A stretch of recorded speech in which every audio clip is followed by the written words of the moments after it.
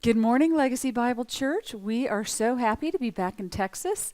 We spent 13 days and 3 hours traveling 4,500 miles, visiting our family that we haven't seen for 15 months or more because of the pandemic. So we chose to drive across country to go see them all, and it was a great trip. So we missed being here last week, and we're late getting started here this morning, but we're very happy to be back in the studio and producing this teaching on God's two-dimensional salvation plan.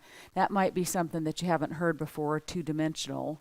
You know, there's two different dimensions to that, but that is what we teach at Legacy Bible Church, and that is what the Bible says. So last night, Stephen and I had dinner when we got back into town late, and we were talking, and somehow it came up, and I don't remember how, but it was about stuffing things. And I thought about an occasion at a church that we used to attend, and the elders went to the home of an elderly woman and they prayed with her. And this woman said, I have wondered all my life why the church didn't do this. Now, this woman wondered that all of her life. She didn't go to her elders and ask, why don't we do this? Now, Stephen has put everything that he teaches before his leadership. He's put it before the elders of the churches that he attended, both of them since he became a believer. He's put it before his trusted professors at 2 different seminaries, and nobody is telling him that he is wrong. But nobody really wants to talk about it. And that's the same thing with you in the pews, so to speak. You've got questions in there. You read different passages of Scripture, and you wonder, what does that really mean? But you don't talk about it. How many of you in the vernacular world, or in the non-charismatic, if you want to lump everybody over there, how many of you actually ask your elders, what does it mean when Paul says, I thank my God always, that I speak in tongues more than any of you? How many of you asked what that means? Your church isn't teaching you about it. They're silent about it. So they're not, I forget what the word was, but it's not false teaching, but it's an omitted teaching. And therefore, by omitting the teaching on this, it is ignored. Well, it is second class, it is not for us, it's not our problem, but it is what the Bible says. And then you can be on the other side of the spectrum and you can be in a, quote, charismatic church, and then there's a lot of emphasis put on speaking in tongues, or there is the false teaching that it is a second occurrence, it's an occurrence secondary to your believing, you're being given faith to believe, and it's a one-time occurrence. That's not true. Why does Paul say, I thank my God always that I speak in tongues more than all of you? So you have 2 different sides of the camp. One is silent, one is overzealous, maybe. But anyhow, there are issues in the Bible. There are passages that you read that you don't understand, and you stuff it. We don't want you to stuff anything. Send us an email, steve.goodall@lbcdfw.org or robin.goodall@lbcdfw.org. Send us those questions. Don't stuff it. We're happy to talk about everything and anything that you have a question about. But what we teach is 100% from the Scriptures. So welcome to Legacy Bible Church, and Stephen will be on camera in just one moment. Thank you for joining us.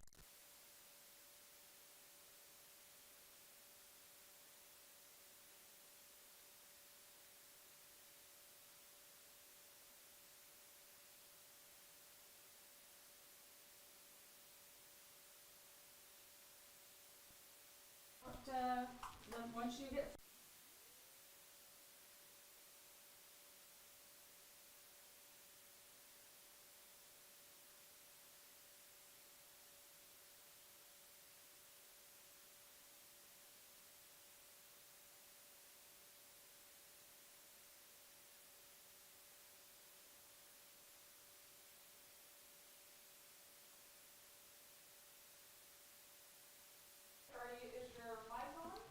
Okay. Well, welcome, Legacy Bible Church. And as Robin said, we're back from a very long trip. And I must tell you, most days I come on and I am just overwhelmed with excitement to teach biblical teaching on God's salvation plan. Today I'm tired, but I'm still excited. Robin and I are both still very excited to be here, but I'll tell you I'm tired from the 2 weeks, I should say, of traveling that we got back from last night. But that doesn't mean we're not excited to be here and that we're not excited to talk to you about God's salvation plan. And as Robin referred to it, it is God's two-dimensional plan of salvation. That is what the New Testament teaches. That is what the New Testament authors wrote about. They didn't call it that. That's a label that I put on it for a descriptive, expository label to help you understand God's salvation plan, that there are two dimensions to it. And the New Testament is very explicit about these two dimensions. The first is the near purpose of God's salvation plan, where God sovereignly gives faith to believe in Jesus Christ as Lord and Savior. That's God's near purpose. He gives faith to believe, and that opens the eyes of the believer to their A, utter sinfulness, and B, that the Father sent the Son to die on a cross for the forgiveness of sins. That's God's near purpose, faith to believe. And God, from his heavenly realm, sees that faith in the heart of his children, and he reckons that faith as righteousness. We're not righteous per se. We're still utterly sinful. But God sees the faith that we have. It's a gift from him. He gives the faith. He sees the faith that we have, and God reckons that faith as righteousness. That faith that we have in Jesus, having been sent by the Father, died on the cross, being raised from the dead, and seated on the eternal throne of God. God sees the faith that we have in his salvation plan through his Son, Jesus Christ, and he reckons that as righteousness. That's what makes us a child of God. That's the near purpose of God's salvation plan, but it doesn't end there. God's salvation plan has a whole nother dimension to it that the church has been ignorant of, silent toward, dismissive toward, and even hostile toward from the earliest days of the church. And that is what we call the end purpose of God's salvation plan. That's actually a biblical term that we find in Romans, the end purpose of God, where he gives faith to believe. He wants obedience from faith. Paul envelopes the book of Romans with that term, the obedience from faith, in Romans 1:5, all the way at the end of Romans, in Romans 16:26, the obedience from faith. That represents the end purpose of God's salvation plan. That's the heavenly spiritual dimension, where we die to self and enter into spiritual fellowship with the Father and with his Son, Jesus Christ, and where God actually propagates his salvation plan into the earth through this end purpose, through this spiritual dimension, where the child of God, having died to self, becomes a righteous instrument of God to propagate his salvation plan. That's God's salvation plan, to give faith to believe. That's the near purpose, so that out of the obedience from faith, we, the children of God, having died to self, become his righteous instruments to further propagate his salvation plan. And so that's the two-dimensional salvation plan of God. The near purpose, God gives faith to believe. The end purpose is the obedience from faith, where the children of God participate with God in his salvation plan. So a two-dimensional plan of salvation. The New Testament is replete with God's two-dimensional plan of salvation. And but you have to have eyes to see it. And so we teach about it here at Legacy Bible Church.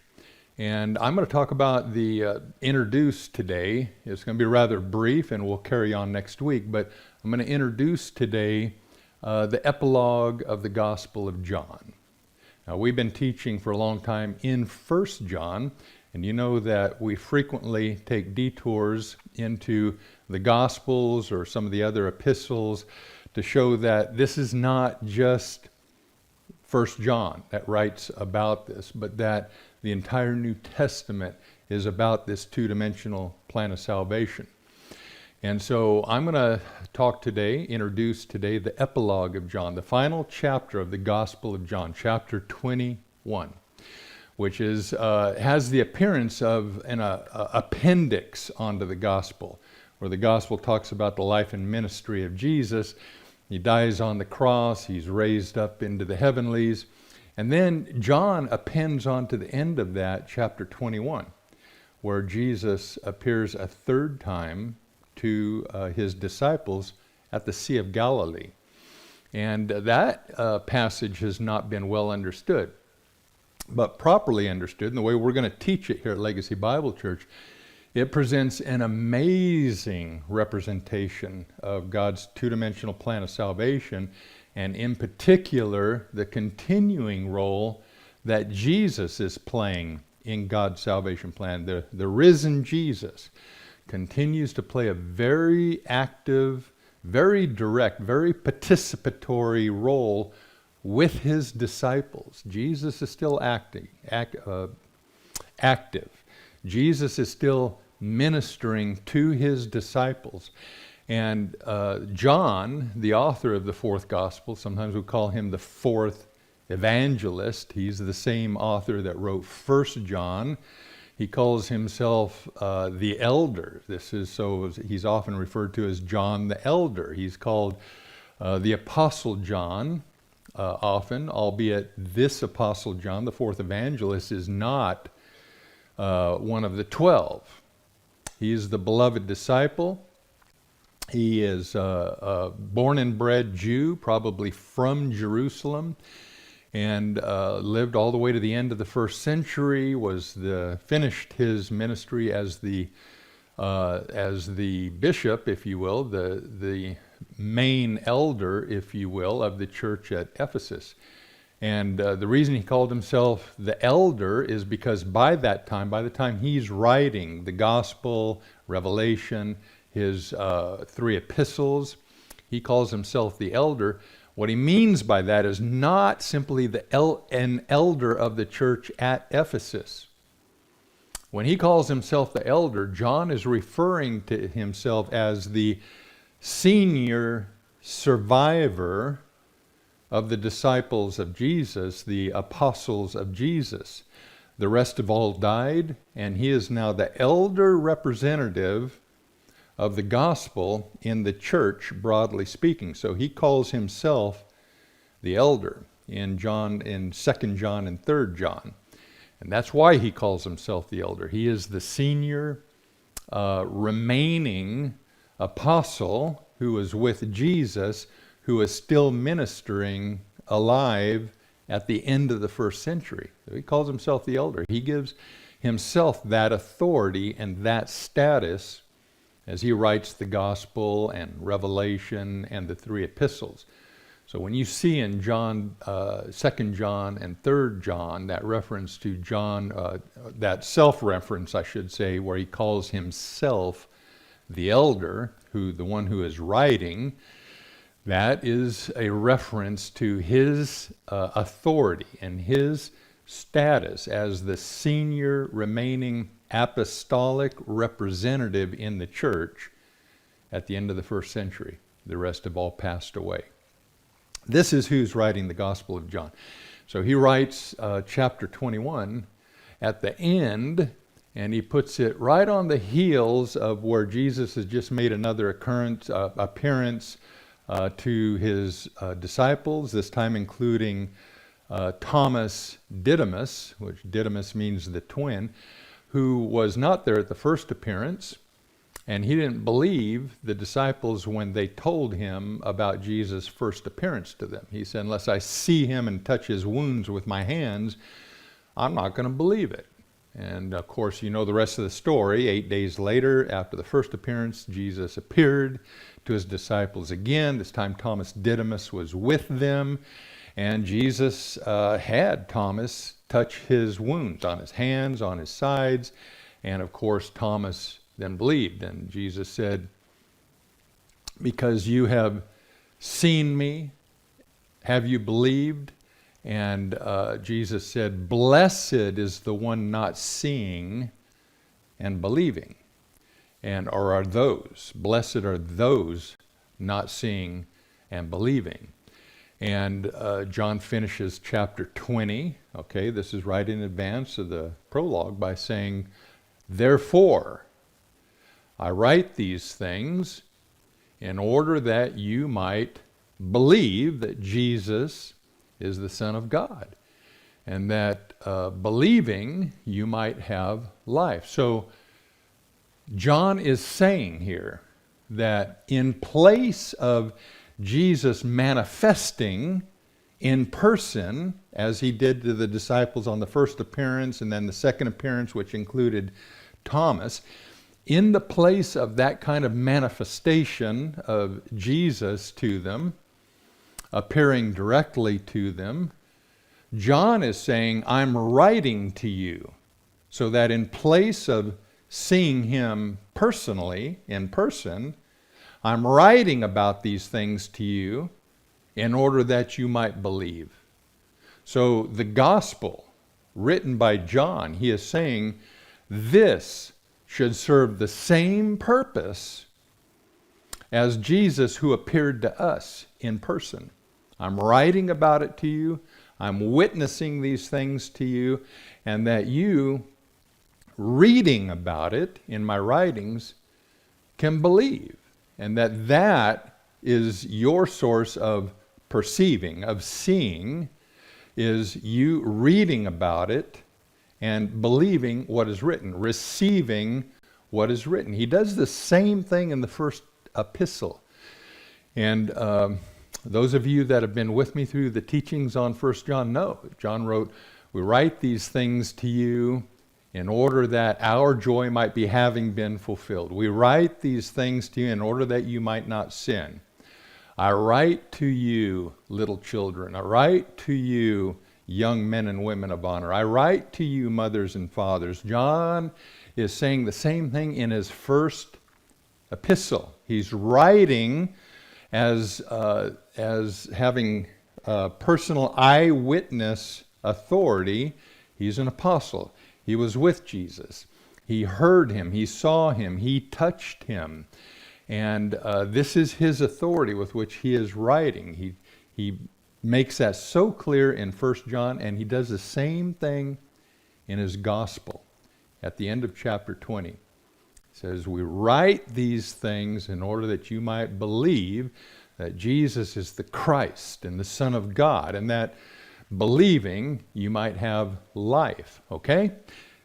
Two dimensions there. In order that believing, faith to believe, you might have life, which is that you might become obedient from faith, which is the access to life. That is properly understood the realm of salvation.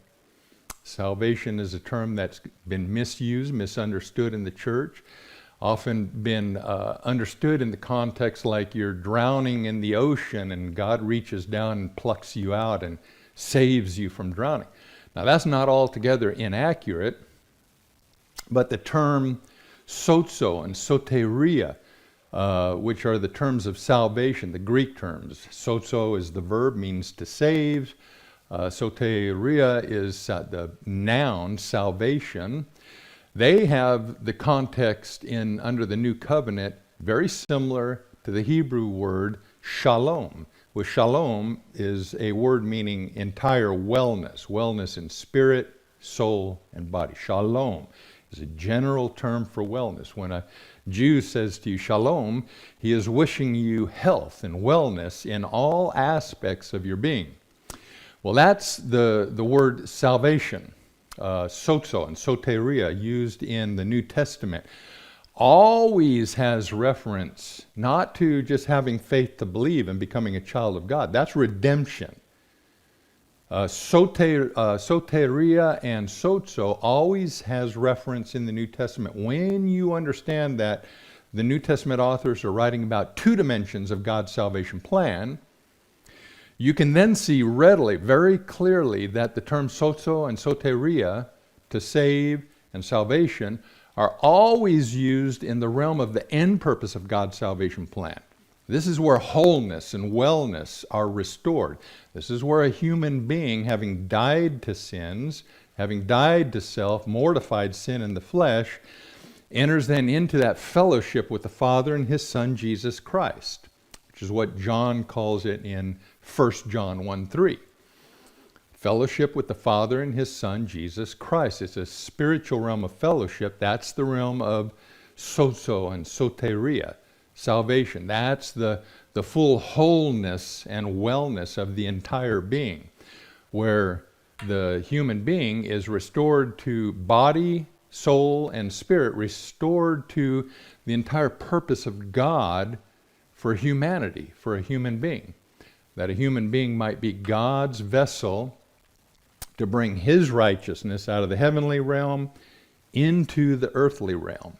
Just as Jesus spoke Himself in Matthew, that He said, what is having been loosed in heaven will be loosed on earth, and what is having been bound in heaven will be bound on earth. This is the realm of sozo and soteria. This is the end purpose of God's salvation plan. It has been sorely misunderstood, rejected, abused, misused, and the sad part is, in the end, the children of God have not been taught, have not understood God's salvation plan fully. Most of the church, for most of the history, has walked in a partial gospel that says God gives faith to believe, and that's it in this life. Just walk it out and do the best you can. I'm going to talk about that here in a minute before I introduce John 21 to you. I'm going to give another aspect of the history of the church that's going to shine more light on what happened. But most of the church has not understood this end purpose of God's salvation plan. Most of the church has misunderstood it or rejected it or just simply been ignorant of it for most of the church's history. About 180 years ago, there was a scholar in Germany by the name of Ferdinand Christian Bauer, very, very famous Christian theologian. He's the father of what is known as the Tübingen School of Theology in Germany. There's still a Tübingen school today. And Ferdinand Christian Bauer, who taught in about the middle of the 1800s, the middle of the 19th century in Germany at Tübingen, was the father of this Tübingen school. And he wrote what is often called the earliest meta-narrative of the history of the early church, the first centuries of the church. In fact, I'm reading it right now, and it's fascinating, and I'm so glad to have the opportunity to read it and to hear how to kind of see church history through the eyes of Ferdinand Christian Bauer. And I'm going to kind of sum up his thesis here, or I guess I should say hypothesis, his hypothesis that he has of the earliest centuries of the church, of church history. He takes the church history and the historical theology, or a theological history, however you want to call it, of two previous German theologian historians, one by the name of Schwegler and another by the name of Ritschl. And you don't need to remember these names, but I want you to know these are real people who were writing the best they could to try and understand what happened in the early history of the church. So Schwegel and Ritschl wrote before Ferdinand Bauer wrote his meta-narrative of the early centuries of the church. And by meta-narrative, what I mean by that is an all-encompassing historical view. It's like you just rise above the first centuries of the Christian faith and tell the story of what happened from the time of Jesus all the way through the earliest centuries. What happened? Well, they attempted to do this. This Tübingen school of historical theology of the Christian faith wanted to have a good historical picture of what happened in the first centuries of the church. So Schwegler had this view of it. Schwegler said that there were two Christian traditions in the church, which I hold to. I think it's fairly obvious in the scriptures, but most people have never heard this.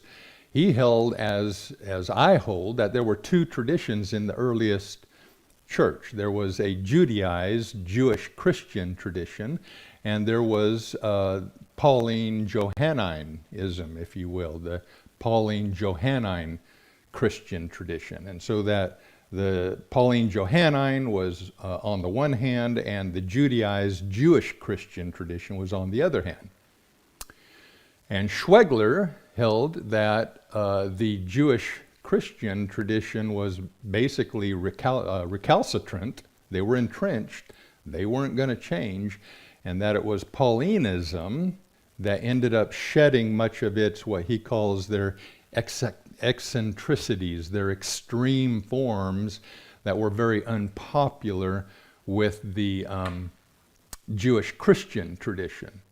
Schwegler says that the Pauline churches, for the sake of unity, over time, ended up just shedding those exclusive, they called exclusive, kind of one-sided, extremist practices and tendencies. They shed that so that they could then merge and have unity with the Jewish Christian tradition. So Schwegler presented a hypothesis that Paulinism, for the sake of unity, over time voluntarily shed those things that were unpopular with Jewish Christianity. And so in that way, just kind of very naturally, the two traditions merged into one, where Paulinism basically morphed into the Jewish Christian tradition, and that brought unity to the church. Well, there was a competing theory or hypothesis held by a historical theologian in this Tübingen school by the name of Ritschl. And Ritschl opposed this view by Schwegler.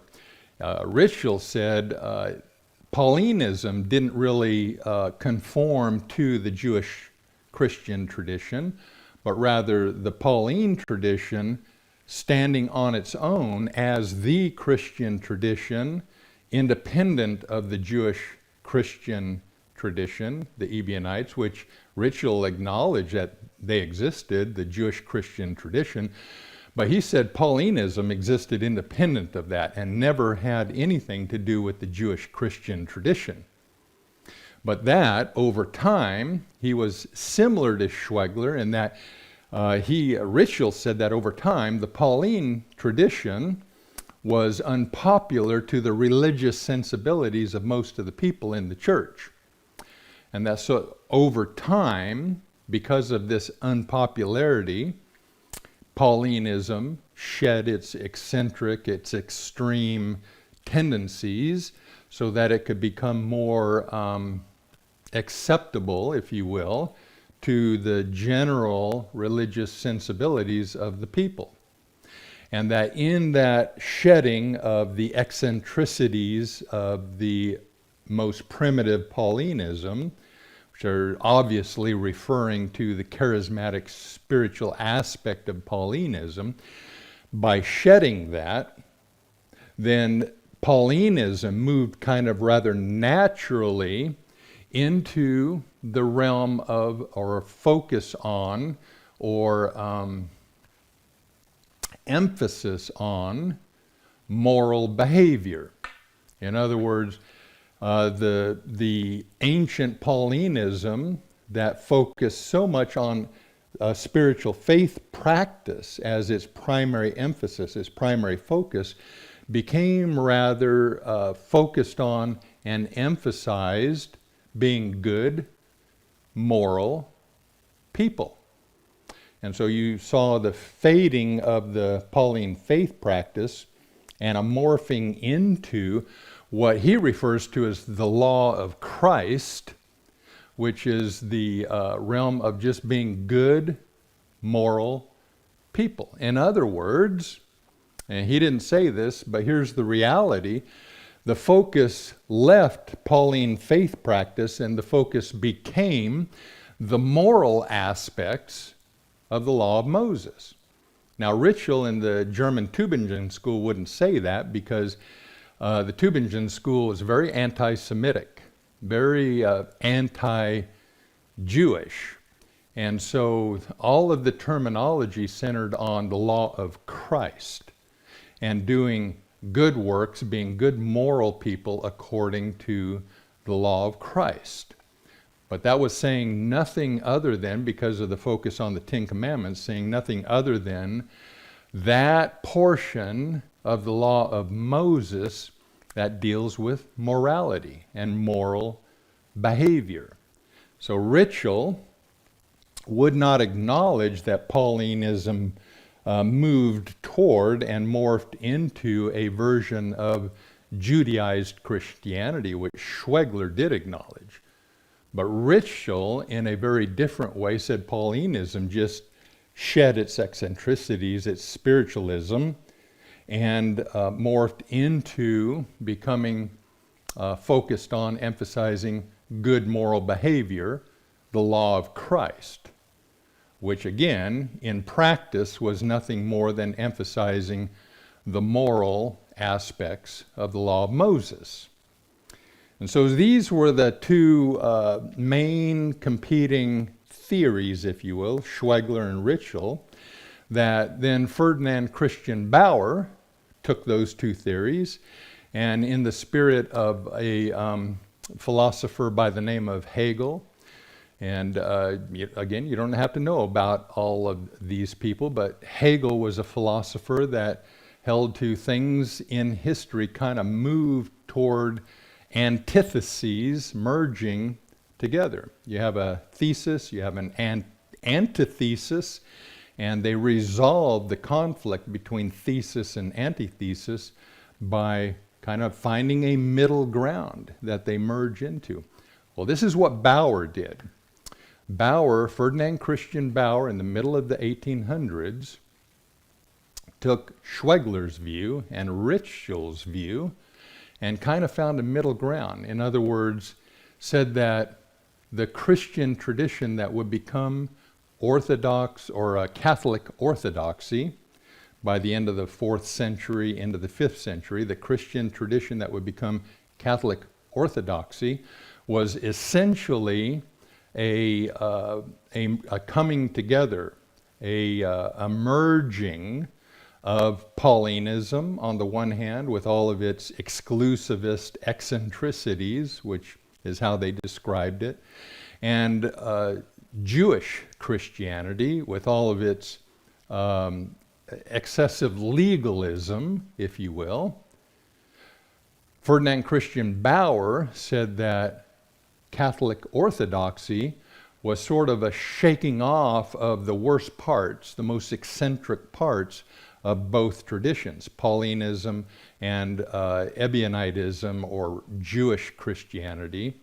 Paulinism shaking off its unpopular spirituality, meaning speaking in tongues, shaking that off, and then Jewish Christianity shaking off the most eccentric parts of its Torah legalism, that they sort of naturally, out of necessity, came together and brought the best of both worlds out of the Paulinism and out of the Jewish Christianity, just sort of cast away the worst parts and kept the best parts to bring together, merge together into what became known as Catholic Orthodoxy. That's the overriding hypothesis. That's the meta-narrative that Ferdinand Christian Bauer has of the early centuries of the church. That there were two traditions, and they just sort of naturally, and for the sake of unity, voluntarily shook off those components of their tradition that were unpopular with the other tradition, so that they could then, the two traditions could then accommodate each other and come together into a unified tradition. That's Ferdinand Christian Bauer. Now, the reality of what is missing from that is that there was never a coming together. There was never an accommodating between the two. They always opposed each other, and the difference being Paulinism was always friendly toward Jewish Christianity, hoping through being good citizens in the church, being winsome, being pleasing and harmonious to the Jewish Christian tradition, that over time they would draw them in. That was Paulinism. You see that emphasized in Paul's letters, this idea of being harmonious and being pleasing to those who are hostile toward them.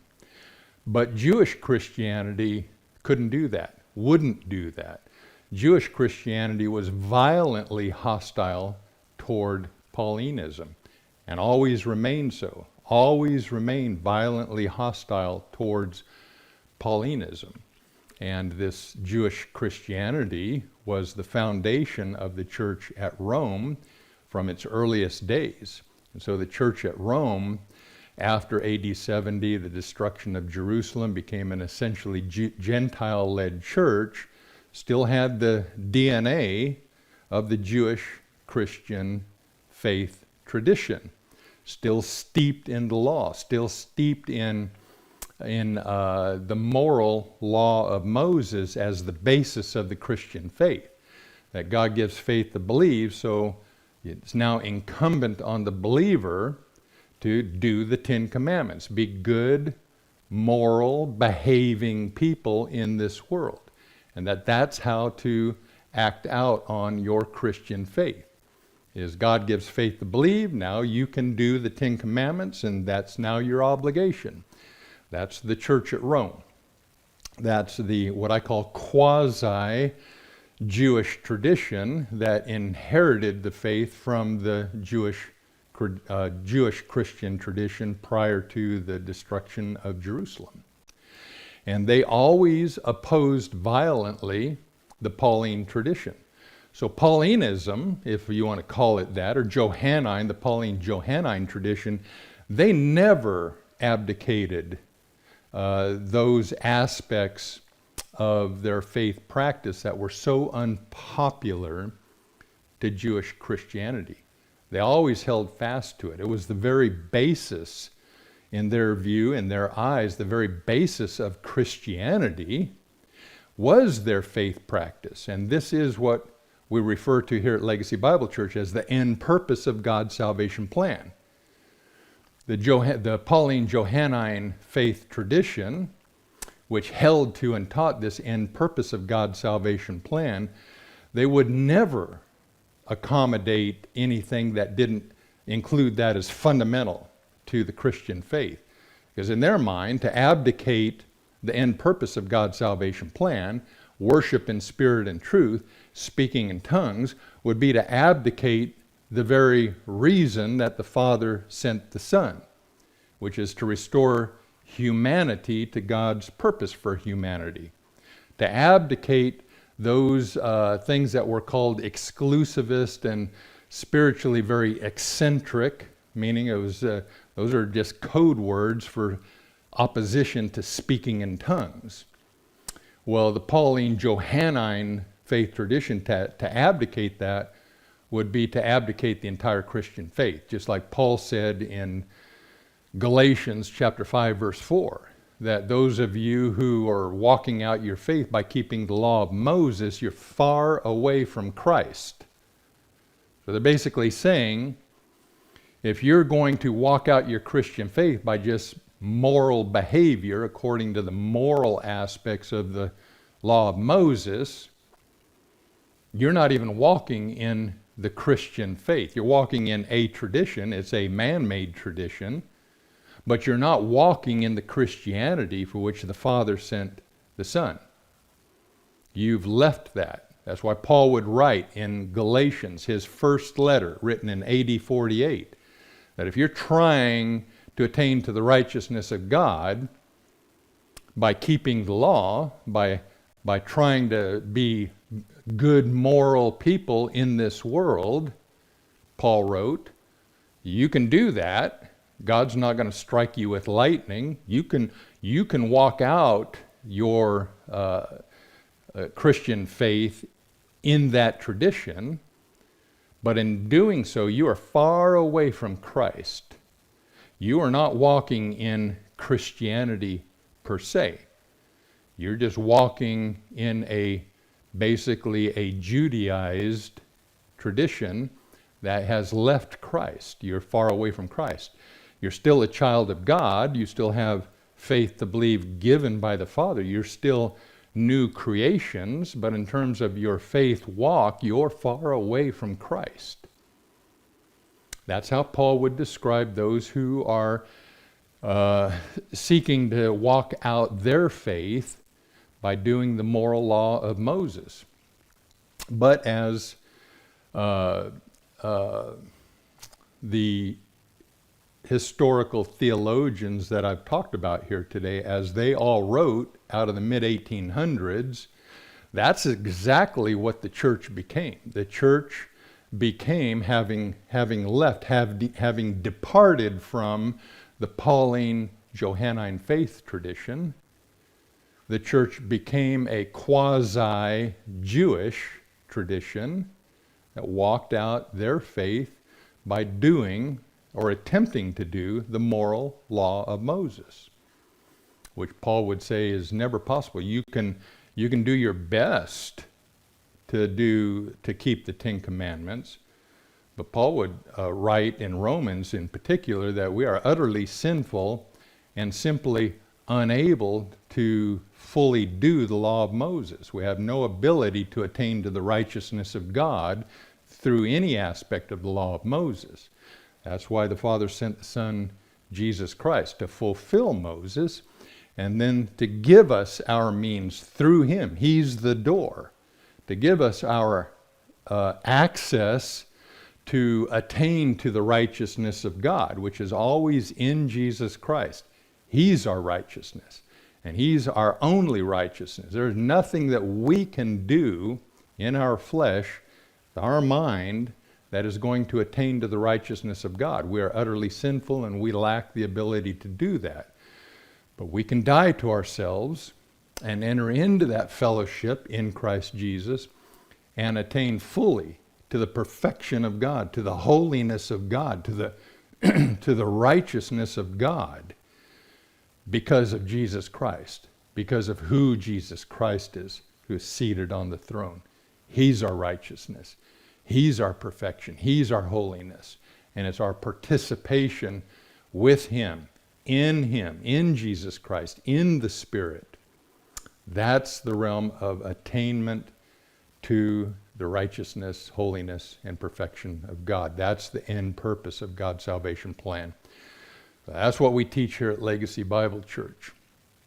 Always good to review that, and always to have a good perspective on the history of the church, saying, well, if that's true, if that's what the New Testament is teaching, then what happened throughout most of the history of the church where that's been lost? And we haven't been teaching that. And so I've given you a lot of history in the earliest centuries of the church, and here I've given you a little snippet of the relatively modern attempts to reconstruct the history of the church, but doing it through Catholic Orthodox eyes, through the lens of the Catholic Orthodox Church, which Schwebler, Ritschl, and Bauer, who I talked about today, they come out of that realm of Catholic orthodoxy, and it's virtually impossible for them to see that that they are part of a faith tradition, a progeny of early Catholic orthodoxy, and it's very difficult, almost impossible for them to see that they're part of a family of faith traditions that basically violently persecuted that Pauline Johannine tradition away from the face of the church. So it's more palatable to them, acceptable to them to postulate a theory that the Johannine Pauline churches just sort of voluntarily, just naturally abdicated and dropped away from those aspects of their faith tradition that were so unpopular. And that is sometimes articulated in terms of historical theology called cessationism, that says that the working and ministry of the Holy Spirit just kind of ended naturally in the first century, and that's why there's not speaking in tongues beyond the first century.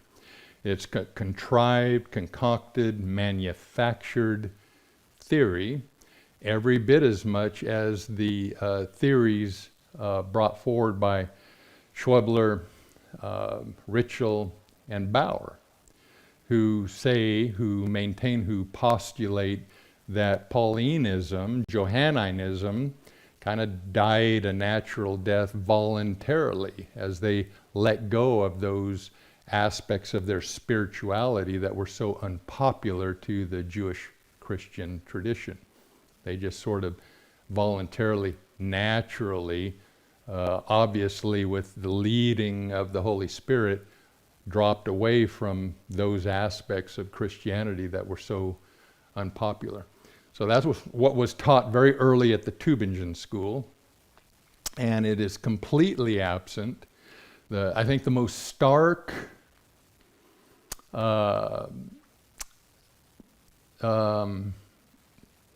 impression, I guess I would say, that I have of reading through their histories is that even though the New Testament is very explicit about persecution against Paul and Paulinism, the Pauline Christian faith walk, the New Testament is very explicit about violent persecution against it. These historians from the middle of the 1800s are almost just, in sort of an unnatural way, they're blind to it. They don't even talk about that violent persecution.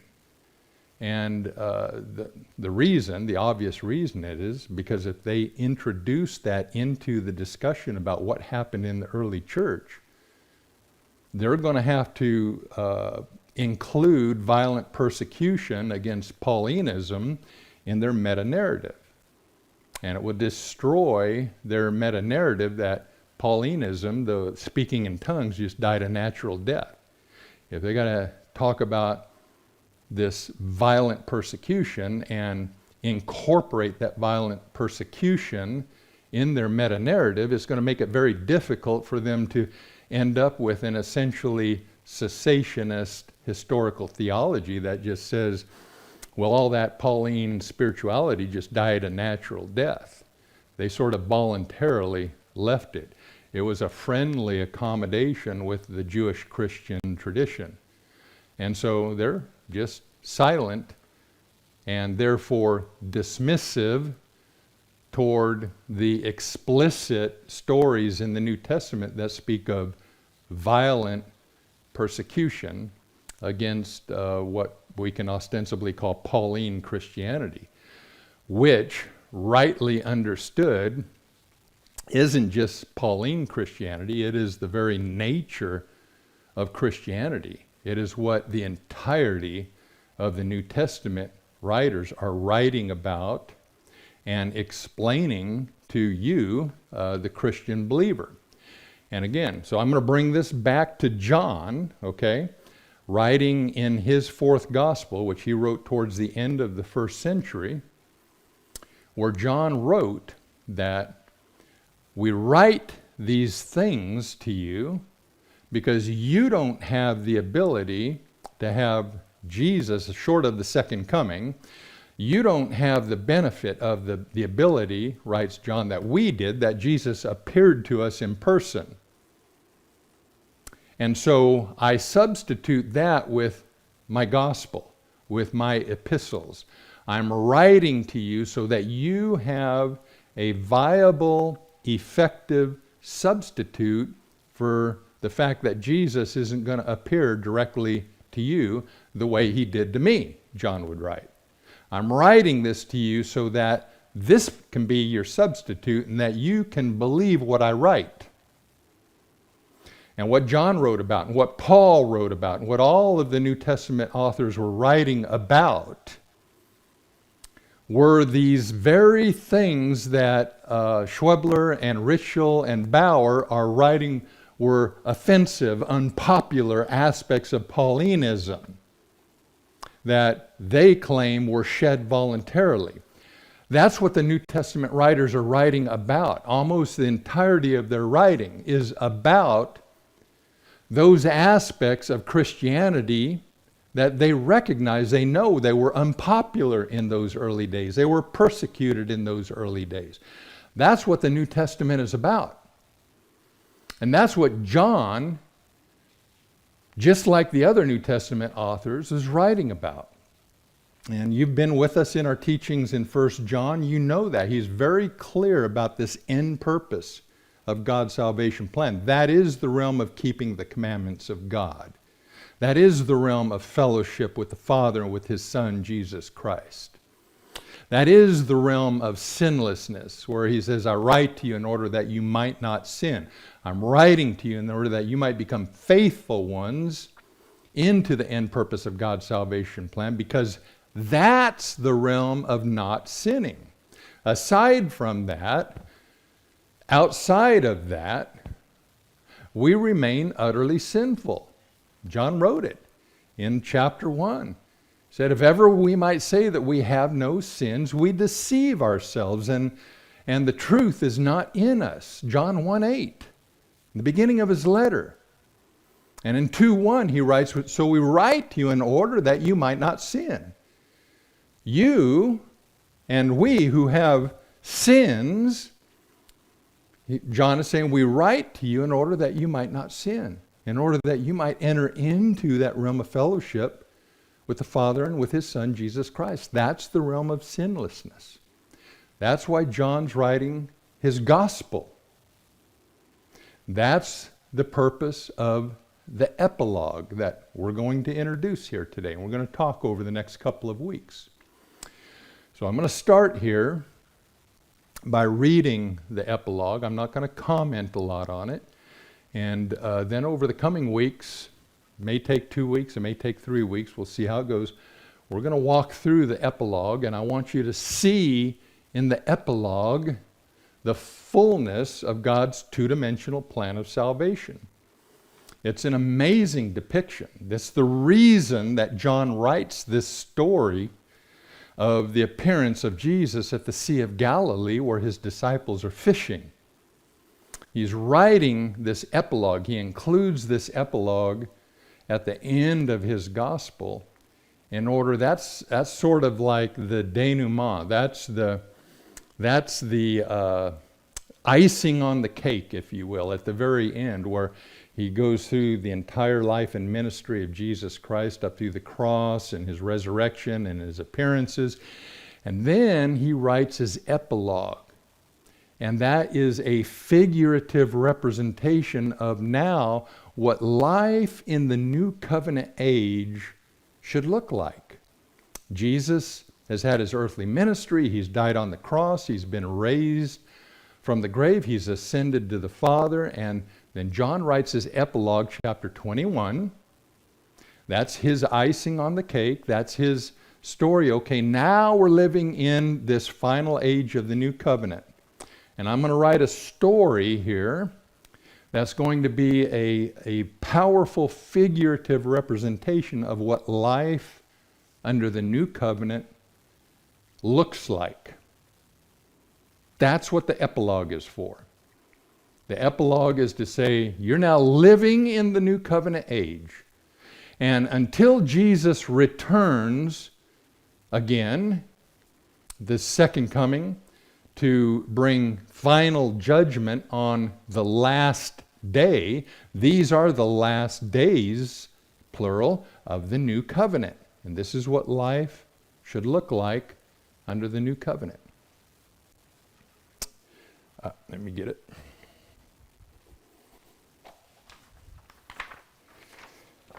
Okay, Robin, I'm going to start with chapter 21, verse 1. I titled this chapter, The Epilogue, Appearance in Galilee. And the first passage is Fishing in the Darkness, chapter 1, or verse 1.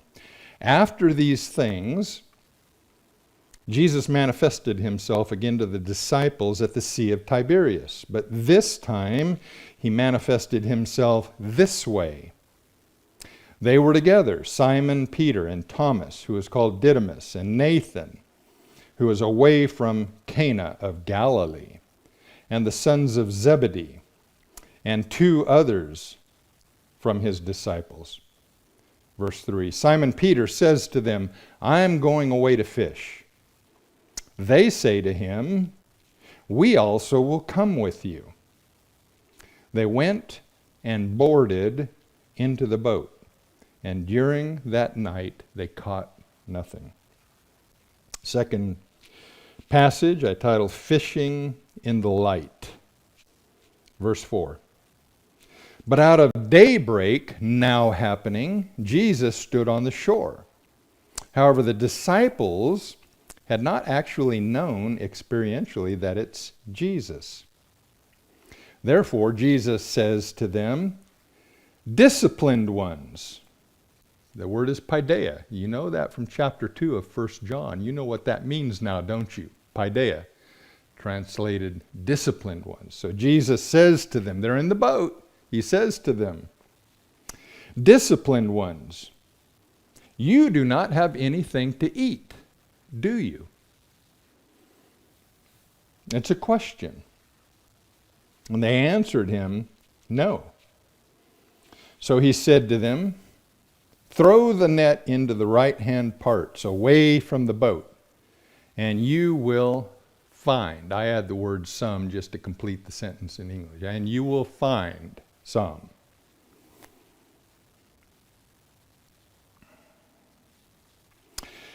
Then they threw the net, and they were no longer able to pull it away from the multitude of fish. I want you to follow this very literal rendering of the text here. It's very difficult to see in other English translations, but when you render it very close to the Greek text, it takes on meaning that's been lost in English translations.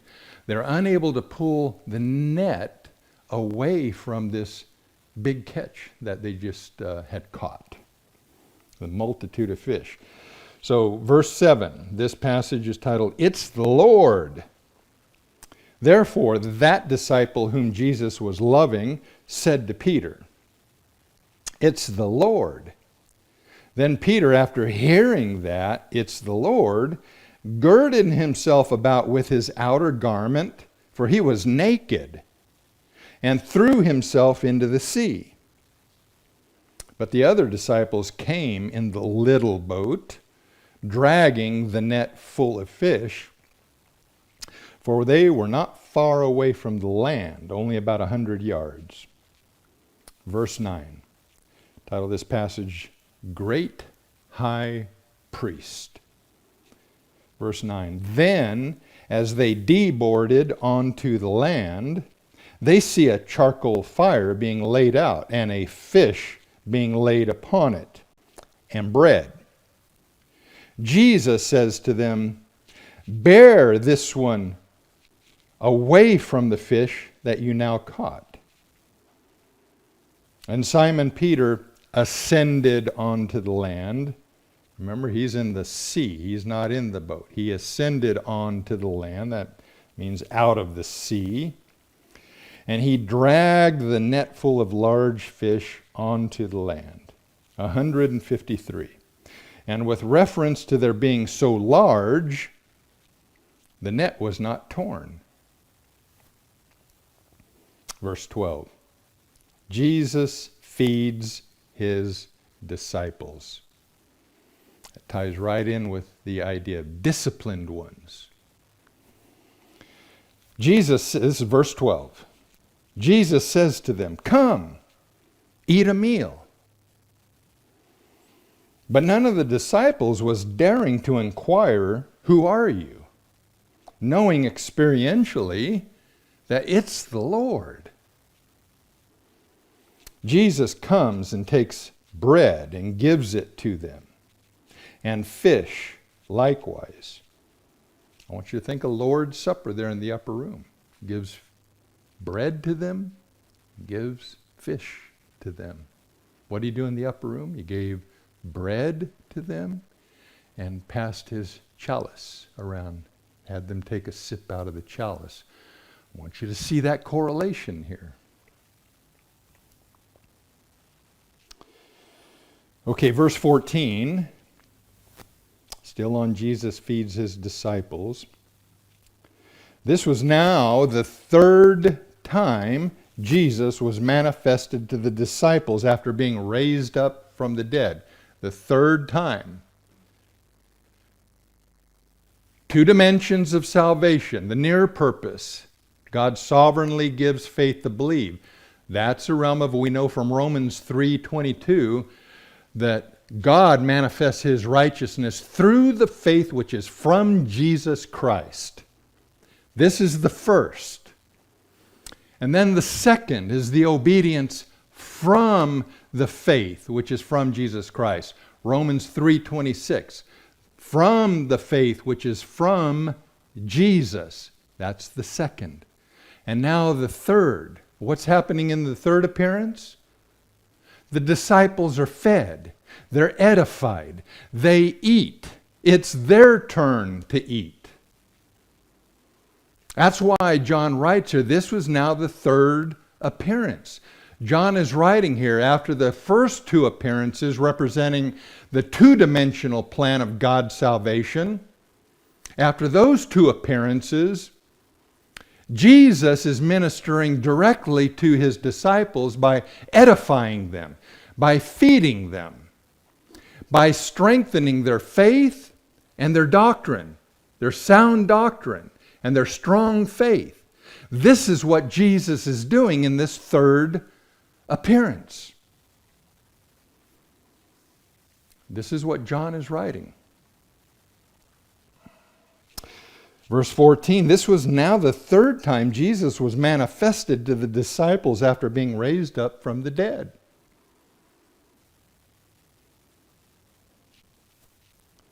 Okay, next passage, New Covenant Ministry. I'm starting with verse 15. Therefore, after they ate a meal, after they're edified by Jesus, Jesus says to Simon Peter, "Simon, son of John, do you agape love me more than these?" He says to him, "Yes, Lord, you know experientially that I philo love you." And he says to them, "Tend my lambs." And he says to him again, a second time, "Simon, son of John, do you agape love me?" And he says to him, this is Peter to Jesus, Peter says to Jesus, "Yes, Lord, you know experientially that I philo love you." Jesus says to him, "Shepherd my sheep." Verse 17. Jesus says to him a third time, "Simon, son of John," Jesus shifts now, "do you philo love me?" And Peter was grieved, and he said to him the third time, Peter was grieved that he said to him the third time, "Do you philo love me?" Peter sees he's shifted now. He's not asking me, "Do you agape love me?" He's now asking me in the same terminology that I answered him. And this grieved Peter. And so Peter says to him, "Lord, you know experientially all things." And Peter now shifts, using a different word of knowing, gnosko knowing. "You know intellectually that I philo love you." See the difference? Before, Peter had been saying, you know experientially that I, Philo, love you. Now here, Peter says, you know intellectually, gnosko knowledge, that I, Philo, love you. I'm tickling your curiosity here because we're going to talk about what's going on in this shifting here of terminology. And why did Peter get grieved when the Lord used his own terminology? Why did that grieve Peter? And then why did Peter shift his terminology here at the end and say, you gnosko know that I, Philo, love you? What's going on in that entire exchange? There's a lot going on there, church. We're going to talk about that here in the coming weeks. Exactly what's going on in this passage here. And it's fascinating. Jesus finishes by saying to him, tend my sheep. We're talking about new covenant ministry here. We're going to get into that when we unpack this passage. Next passage I titled Summing It Up. Summing it up. Jesus is summing it up here. Verse 18.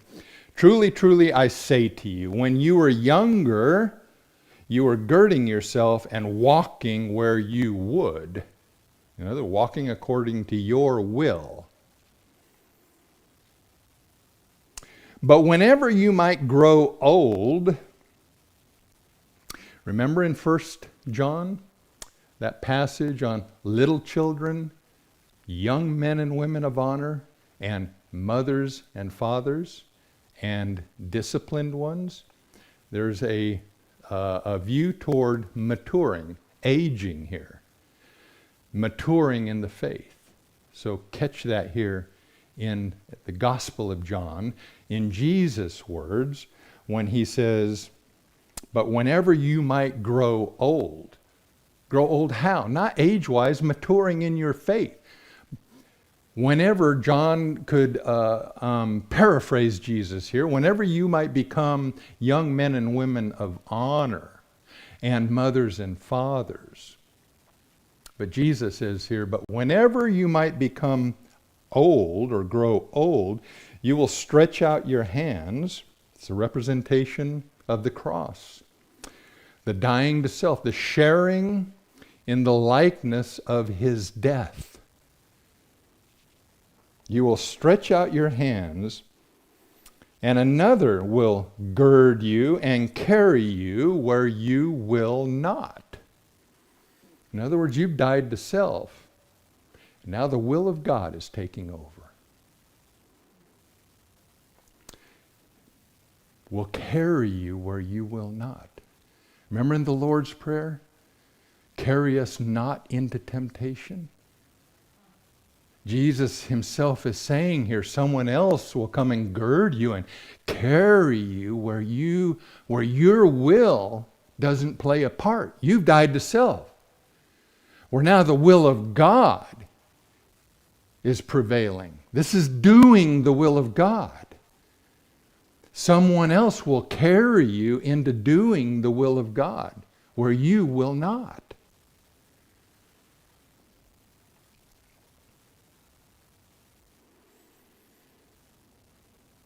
Verse 19.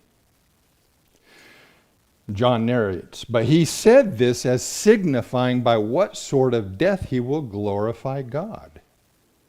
By what sort of death? The dying to self. Where another will carry you where you will not. And so after saying this, Jesus said to him, so, follow me. Follow me. Come where I am. Where's Jesus? He's sitting on the throne. Come where I am. Follow me. Verse 20. Peter looks back. I titled this passage, Peter looks back. Verse 20. Turning around, Peter sees the disciple whom Jesus loved following. Who's he following? Jesus just said, follow me. Who's this disciple whom Jesus loved following? He's not following Peter, I'll guarantee you that. But he's following Peter looked back, and this disciple whom Jesus loved is following Jesus.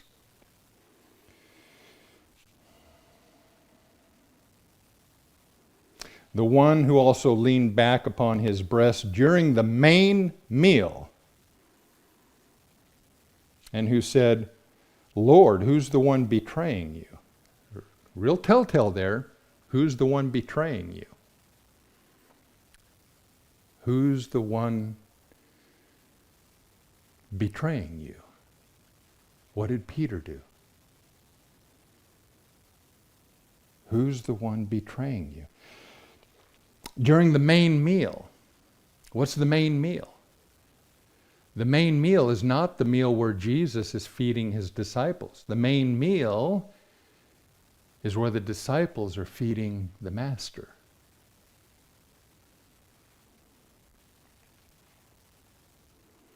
The one who leaned back upon his breast during the main meal and who said, Lord, who's the one betraying you? Verse 21, therefore, seeing this one behind him, following, Peter says to Jesus, Lord, then what about this one? And Jesus says to him, if ever I desire him to abide until I come, this is very vernacular New Testament language here, church. To abide until I come. What is that to you? You follow me. If I could paraphrase, I said, that one's following me. Don't worry about him. You follow me. He's already following me. You follow me. Don't worry about him.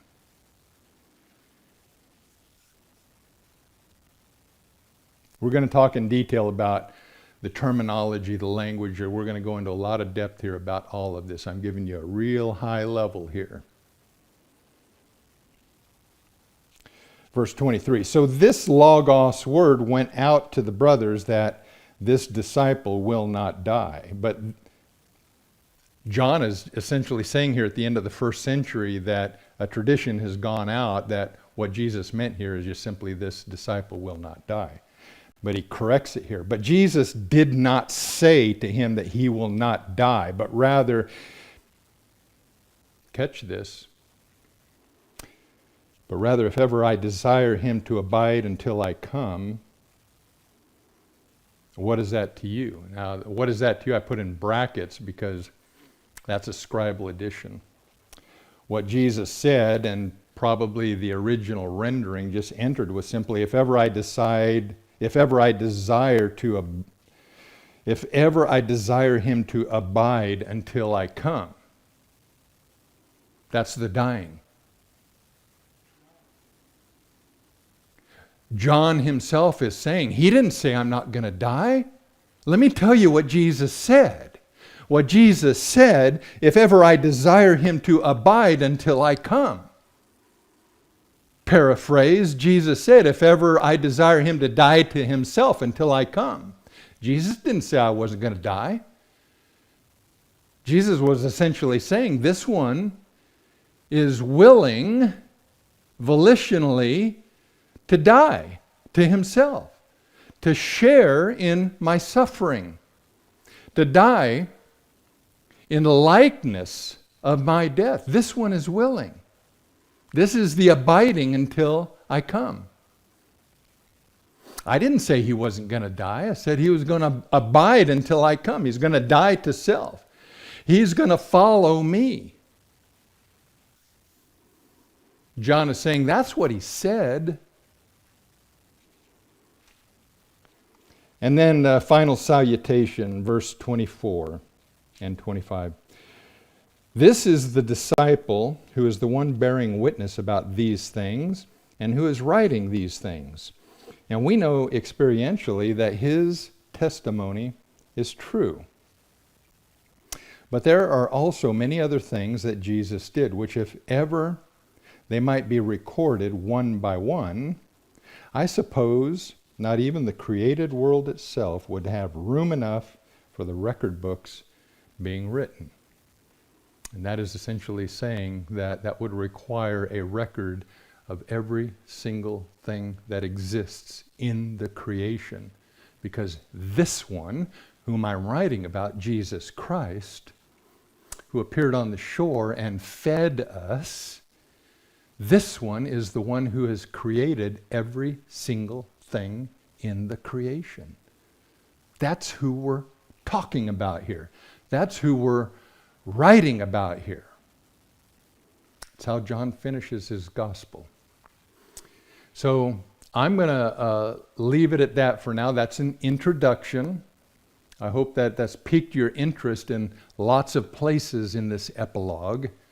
And we're going to walk through it much more slowly and go through in more detail some of the terminology here. I want you to see that the author, John, the fourth evangelist, at the end of the first century, is writing about God's two-dimensional plan of salvation and what that should look like, what it means in this final age, this new covenant age. What does it mean to have faith? What does it mean to be obedient from faith? What does it mean to be edified by the Lord? And for what reason does the Lord edify? For ministry. All of this is represented in these figurative representations here of fishing and this dialogue between Peter and Jesus, this fascinating dialogue that they had. So we're going to get into this in the coming weeks. It ties in with the teaching on 1 John. This is a little detour we're taking so that you can see that this teaching about God's two-dimensional plan of salvation is everywhere in the New Testament. It's what the New Testament is about. That's been lost from the church, and we are restoring it here at Legacy Bible Church.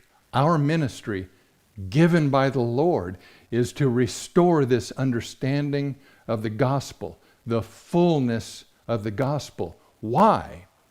So that you might walk in it, so that you might become one of the obedient ones from faith. Romans 1:5 and 16:26, obedience from faith. So that you might become obedient ones into all things. 2 Corinthians chapter 2, verse 9, obedience into all things. All things being the spoken rhema of Christ. Jesus Christ, the creator of everything created in the universe. That's how John finishes his gospel here.